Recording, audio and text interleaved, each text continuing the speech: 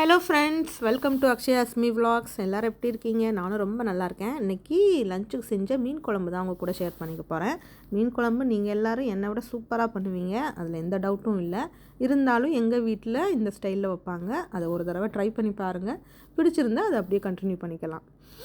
அதுக்கு கடலெண்ணெய் ஊற்றிட்டு, கடலெண்ணெய் நல்லா காஞ்சதுக்கப்புறம் கடுகு வெந்தயம் பொரிய போடணும். அது கரிஞ்சிடாமல் நல்லா செவந்ததுக்கப்புறம் பெரிய வெங்காயத்தை பொடி பொடியாக கட் பண்ணி உள்ளே சேர்த்துருங்க. இங்கே சின்ன வெங்காயம் இருக்கிறவங்க தாராளமாக சேர்த்துக்கோங்க. எனக்கு பெரிய வெங்காயம் தான் கிடைக்கும், அதனால் நான் பெரிய வெங்காயம் சேர்த்துக்கிட்டேன்.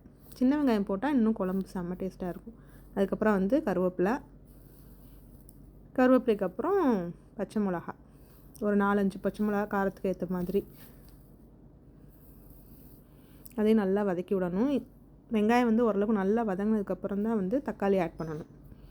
பூண்டு தட்டி போட்டுக்கலாம், இல்லை முழுசாக போடுறதுனாலும் போட்டுக்கலாம். எனக்கு முழுசாக போட்டால் பிடிக்கும், அதனால் நான் முழுசாக சேர்த்துட்டேன்.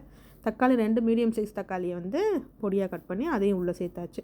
இது ஒரு 2 நிமிஷம் இல்லை 3 நிமிஷம் நல்லா வதங்கணும். இது எல்லாமே மசிஞ்சு ஒன்றோட ஒன்று சேர்ந்து அந்த மாதிரி வரணும். அதுக்கப்புறம் தான் நம்ம மசாலா ஆட் பண்ண போகிறோம். மசாலானா பெரிய மசாலாலாம் இல்லை, சும்மா மிளகாத்தூள் மல்லித்தூள் அவ்வளோதான் சேர்ப்போம். மஞ்சள் தூள், உப்பு, குழம்புக்கு ஏற்ற மாதிரி உப்பு,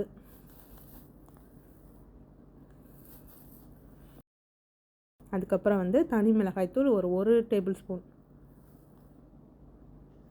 மல்லித்தூள் 1.5 டேபிள் ஸ்பூன். அதுக்கப்புறம் குழம்பு நல்லா இன்னுமே திக்காக வரணும் அப்படிங்கிறதுனால குழம்பு மிளகாய்த்தூள். அதிலே சீரகம், மிளகு, அரிசி நிறையா சேர்த்து அரைச்சிருப்பாங்க. அது நல்ல திக்னஸ் கொடுக்கும் குழம்புக்கு. அதையும் கொஞ்சம் சேர்த்துட்டு வதக்கி விட வேண்டியது தான்.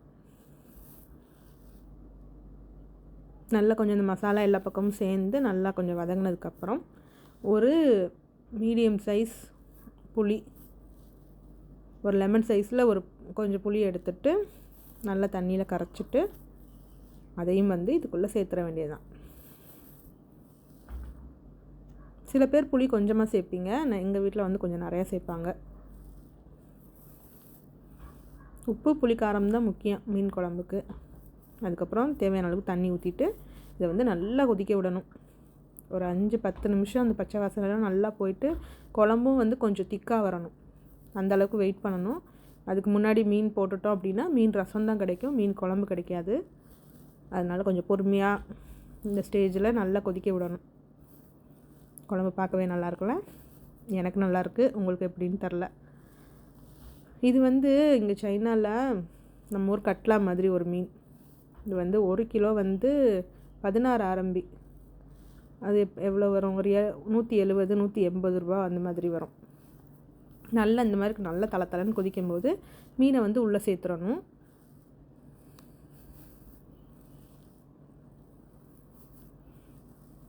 மீன் போட்டோன்னு கிளற வேண்டாம்,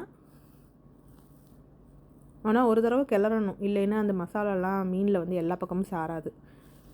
அதனால் போட்டோன்னே ஒரு லைட்டாக ஒரு கிண்டு அதோடு ஸ்டாப் பண்ணிவிட்டு அப்படியே நல்லா ஹை ஃப்ளேமில் வச்சு குழம்பு நல்லா கொதிக்க விட வேண்டியது தான், வேக விட வேண்டியது தான். இந்த மண்டையை பார்த்தாவே உங்களுக்கு தெரியும் மீன் எவ்வளோ பெரிய மீன்னு.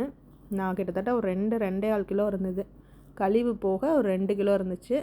கொஞ்சத்தை எடுத்து வறுக்கிறதுக்கு வச்சுட்டேன், மிச்சத்தை குழம்பு வச்சுட்டேன். இது எனக்கு ஒரு 2 டேஸ் 3 டேஸ்க்கு தாராளமாக வரும். சமைக்கிற வேலை மிச்சம். அதனால் மீன் குழம்பு வச்சாவே ஜாலி. இல்லைன்னா குழம்பு ஒன்று யோசிக்கணும் என்ன வைக்கிறது அப்படின்னு. இந்த எண்ணெயெல்லாம் கொஞ்சம் பிரிய ஆரம்பிச்சிருச்சு, இருந்தாலும் இன்னுமே குழம்பு தண்ணியாக இருக்குது. அதனால் இன்னொரு 5 மினிட்ஸ் அங்கிட்டு வேக வச்சு எடுத்துக்கிட்டேன். இது கொஞ்சம் உடைய ஆரம்பிச்சிருச்சு.